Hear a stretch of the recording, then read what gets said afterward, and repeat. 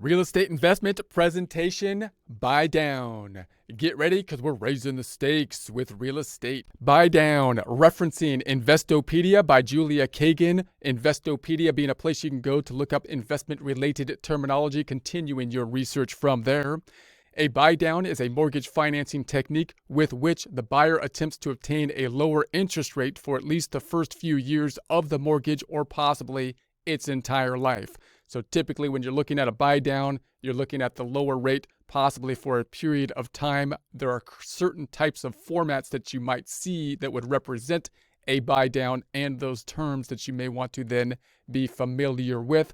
Obviously, this could have some advantages, giving some environments being beneficial for the period of time in which the interest rates would be lower, possibly resulting in lower payments for the buyer. So a 2-1 buy down, for example, is a specific type of mortgage buy down that allows the home buyer to save on their interest rate for the first 2 years of the loan. So if you see a 2-1 buy down, you're looking at, that's basically giving you format of the structure of the way the buy down is working for the 2 years. So buy downs are easy to understand if you consider them a mortgage subsidy made by the seller on behalf of the home buyer. So that's one way that you can kind of visualize how something would be structured and why it might be structured in this format.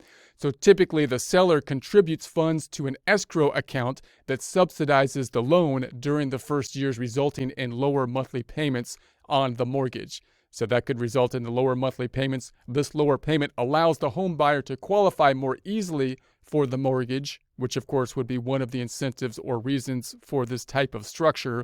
And then the builders or sellers may offer a buy down option to help increase the chances of selling the property by making it more affordable.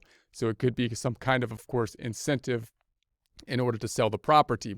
So the builder or seller of the property usually provides payments to the mortgage lender institution, which in turn lowers the buyer's monthly interest rate and therefore monthly payments. Obviously, that's beneficial to the purchaser with the lower payments due to the lower rates. The home seller, however, usually will increase the purchase price of the home to compensate for the costs of the buy down agreement.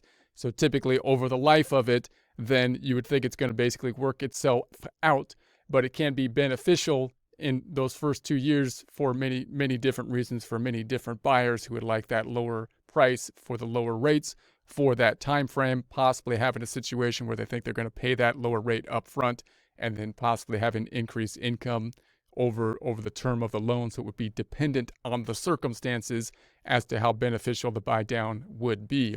So buy down structure, buy down terms can be structured in various ways for mortgage loans. So you can see kind of like the general buy downs that you might see, the terms that you might be most familiar with. Obviously, you can imagine many different structures that a buy down structure could be formatted in. Most buy downs last for a few years, then the mortgage payments increase to the standard rate once the buy down expires. Idea being, you got the buy down, the rate is lower, but it's only lower for some set period of time, which is beneficial for that set period of time. Then it goes back up to a set rate for the rest of the loan period. So then we have the 3-2-1 or 2-1 mortgage buy downs, or two common structures. So we can imagine almost like an infinite amount of structures you can use this format for, but obviously these are the two that you're most likely to see oftentimes, the 3-2-1 and the 2-1. So what is a 3-2-1? If you see a 3-2-1 buy down, what does that mean? So in a 3-2-1 buy down, the buyer pays lower payments on the loan for the first 3 years. So first 3 years, lower payments.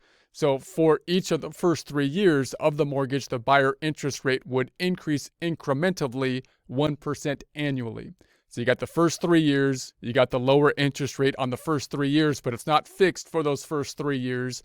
It's going to be the lowest in year 1 and then increment by 1% until it gets to the after the 3-year time period to the rate which it will be then for the next part of the loan at the higher rate. So these payments are offset by the buy down contribution made by the seller.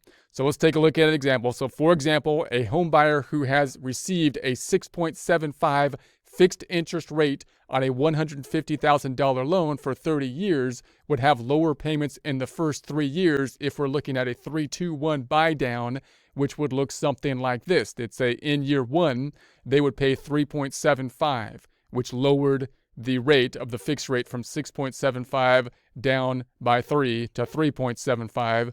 In year two, then it's going to increase by 1%. So we got the 4.75, and year three increasing by 1% to the 5.75.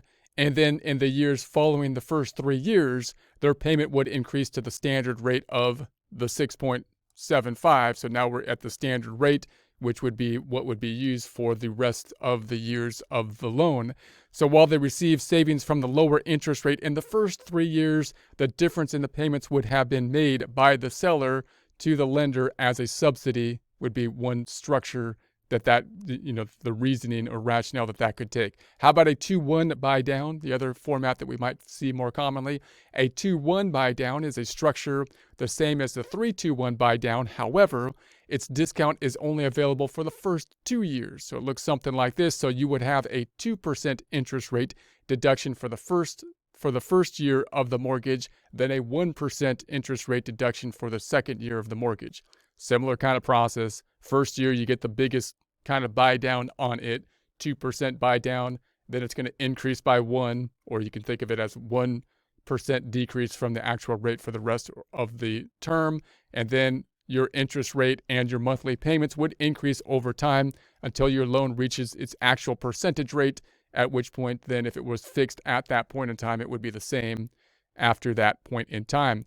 2-1 buy down, this happens in year 3 of the loan. That's when you're back to your normal interest rate. At this point, your monthly mortgage payments would reflect the true loan rate at that point on.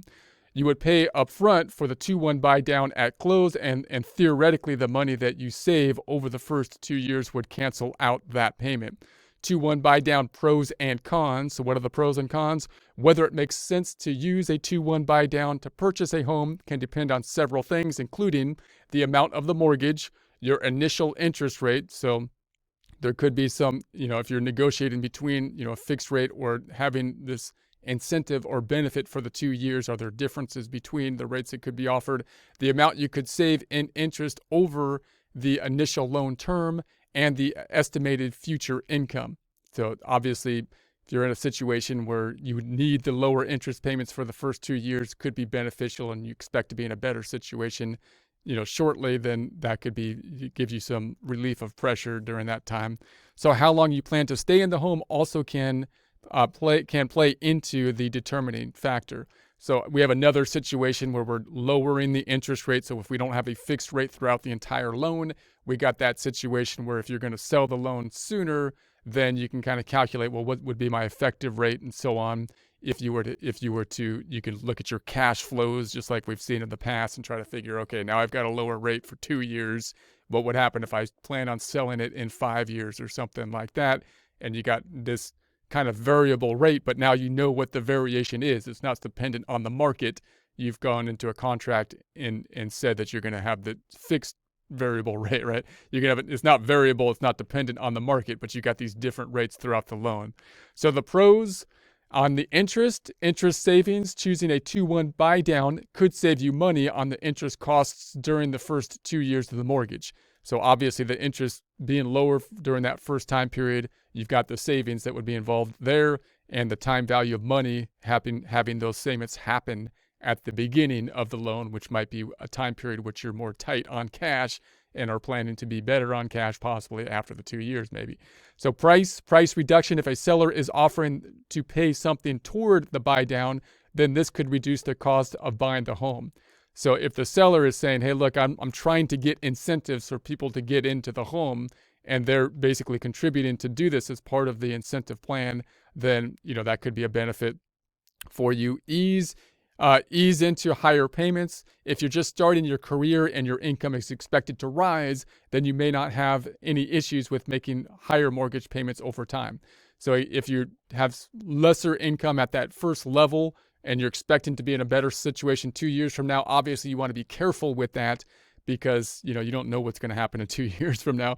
But if you're tight on cash now and you'd like to make it a little bit looser on the cash now, and then in 2 years you're expecting to be in a better cash situation as well as an income situation, and therefore the higher payments not being a problem at that point, then that's another reason why it could be useful to lower the payments for a set time period. And it could be nice doing it this way rather than like an ARM or something like that, because you've lowered them in such a way that they're still fixed in nature, right? You're not saying I'm going to be subject to whatever happens in the market after this point in time in order to get those lower payments up front. You would be able to say, hey, look, I'm taking the lower payments up front, knowing I'm a little bit tight right now, but I'd like to fix the payments to have a fixed term in the future so that I can safeguard against, risk possibly in the future. So cons, ongoing affordability. Once the initial rate period ends, your monthly payments could be substantially higher than what you're used to. So obviously after the year of payment, you've been paying one amount for a month, and then it just increases after the next month when the year is over. And so that could be, of course, a shock. You have to make sure that you have that taken into consideration.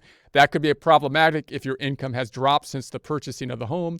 So clearly, when you're buying a home, everybody thinks they'll be in a better situation 2 years from now. If you're not in a better situation and your income is tighter and then the payments go up, then that's a problem. At least you know what the payments are going up to, however, and it's not completely subject to the whims of interest rates in the market. So availability, your ability to take advantage of a 2-1 buy down to buy a home may be limited to the type of property involved or the type of mortgage loan for which you're applying. So it might not be a standard type of thing to see basically these type of 2-1 buy down or something like that. So therefore, if you're looking for that type of incentive, you're a lot more limited possibly than other types of things. It's not as much of a standard tool that might be used. It might be dependent on the lender, the purchaser, the seller, and the current environment as to how much availability there might be with something like this. So the default risk, if you're not able to make the higher payments after a 2-1 buy down, then you could be at greater risk of losing the home, obviously for foreclosure once the rates go up if you can't pay the higher rates. So once again, referencing Investopedia, Buydown by Julia Kagan. It's updated. It was updated June 30th, 2021. So you can look at there for more information, reviewed by Thomas Brock. And note that if time has passed and you're looking at this a little bit later, then they might have updated the material on Investopedia. So you can look at that for any more current updates.